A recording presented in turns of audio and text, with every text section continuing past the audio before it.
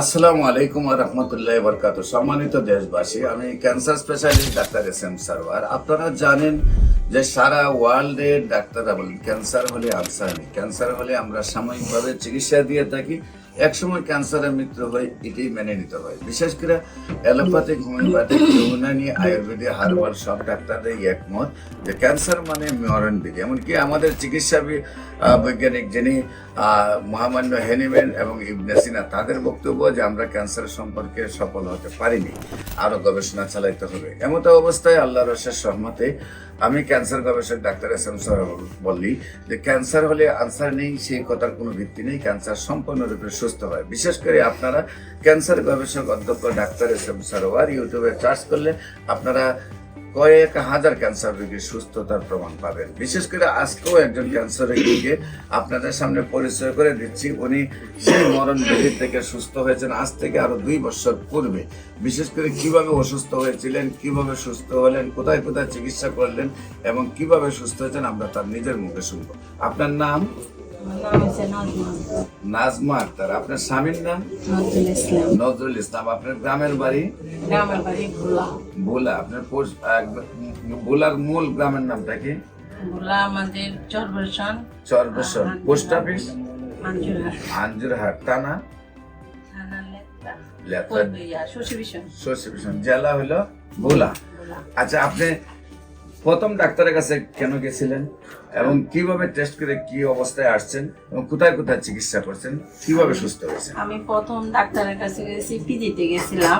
তখন জরায়ুন টেস্ট করার জন্য গেছি। তখন ব্রেস্টের ডাক্তারও দেখাইলাম। পরে বলছে আপনার ব্রেস্টের সমস্যা আছে, ইউএনজিতে আলট্রাসাউন্ড করে। তখন আমি ওখানে গেছি, ওখানে যাইয়া আলট্রাসাউন্ড করতে পারি না, ওদের টাইম নিছে 1 মাসের জন্য। তো আমি হাজব্যান্ডের কাছে ফোন দিয়েছি, বলছে তুমি তাড়াতাড়ি চলে আসো, আমরা প্রাইভেট ভাবে দেখাবো। তারপর 10 নম্বর পপুলারে দেখাইছি।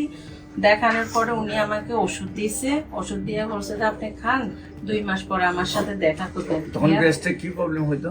কোনো প্রবলেমে হয় না।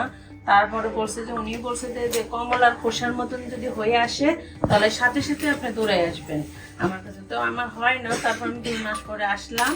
আসার পরে অনেক টেস্ট করা আছে, ধরা খায় না। পরে বায়োপসি করানোর পরে ধরা খাইছে যে ক্যান্সার 1 স্টেজে। পরে পরামর্শ নিয়ে তারপর অপারেশন চিকে নিয়েছে, বেস্ট লেদা হয়েছে।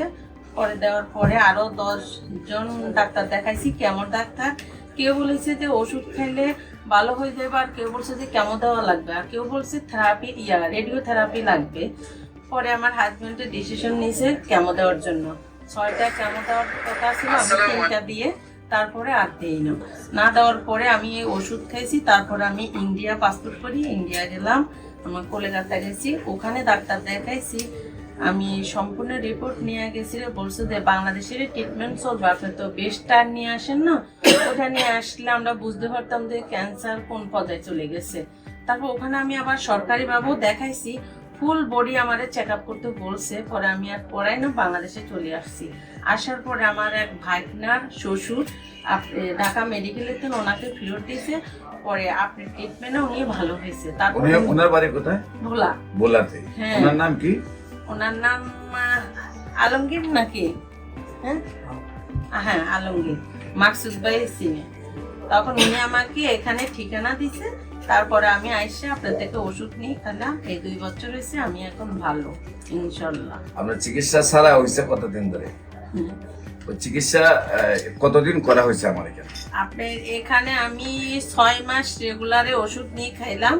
তারপরে মাঝে মাঝে একটু সমস্যা হলে আইসা দেখাই ওষুধ নিতাম। এখন ক্যান্সার আমি মুক্ত। আপনার রিপোর্ট করছেন পরে সম্পূর্ণ ক্যান্সার মুক্ত আছেন? মুক্ত আছি, হ্যাঁ।